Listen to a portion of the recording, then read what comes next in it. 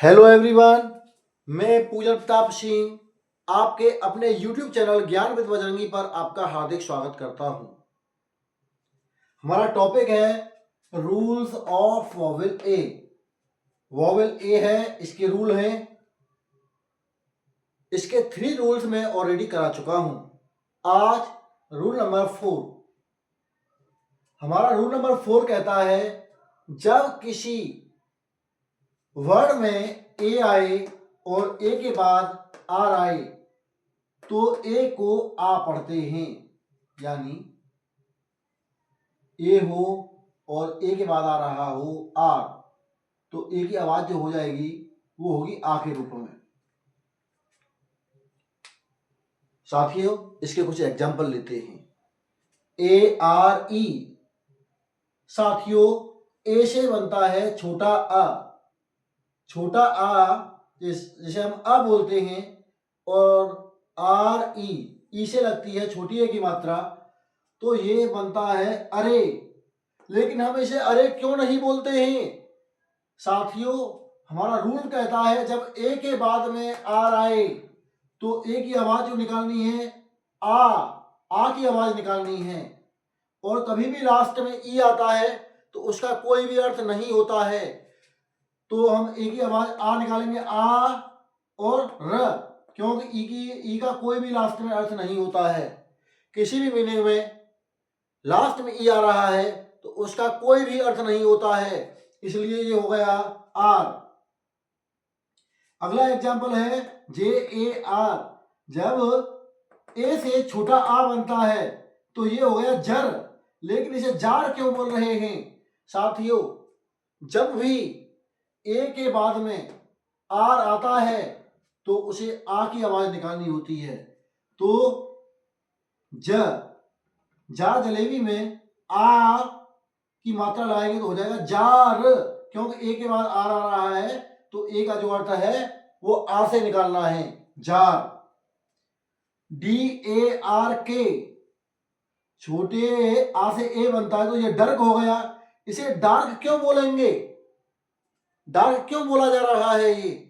क्योंकि हमारा रूल कहता है ए के बाद में आर आता है तो हम इसे पढ़ते हैं आ। तो डी के साथ में आ की मात्रा लगाएंगे तो डा, और आदि रात से र और के से क, डार्क। ये हो गया डार्क। इसी प्रकार साथियों, यहां भी ए के बाद आर आ रहा है तो ए की जो आवाज निकालेंगे वो आ की निकालेंगे, क्योंकि ए के बाद आ रहा है आर। तो आधा एस है, कोई भी इसमें वोवेल नहीं लगा हुआ तो बोलेंगे इस। और सी ए आर, सी के साथ में सी से बनता है क, और ए के बाद आर आ रहा है इसलिए आ की मात्रा लगाएंगे, ये हो जाएगा इसकार। साथियों, एच ए आर एम, ए से बनता है छोटा अ, तो ये हो गया ह, रम, हर्म। लेकिन इसे हर्म नहीं पढ़ा जाएगा, क्योंकि जब भी ए के बाद आर आता है तो हम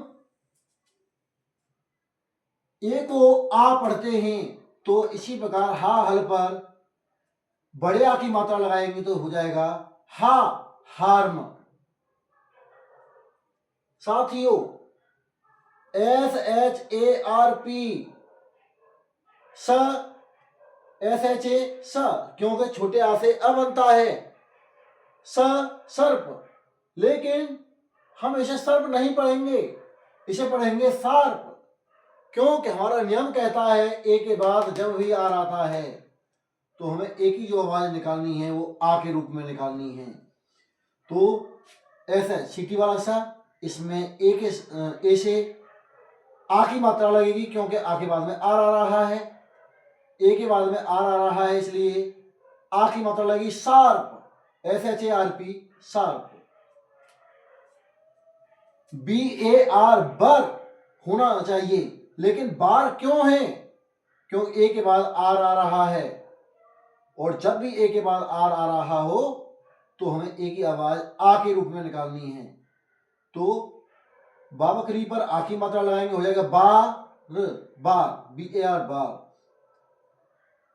नेक्स्ट PARK, जब ए से अ बनता है तो ये हो जाएगा पर्क, लेकिन यह पर्क नहीं बोला जाएगा, इसे हम बोलेंगे पार्क।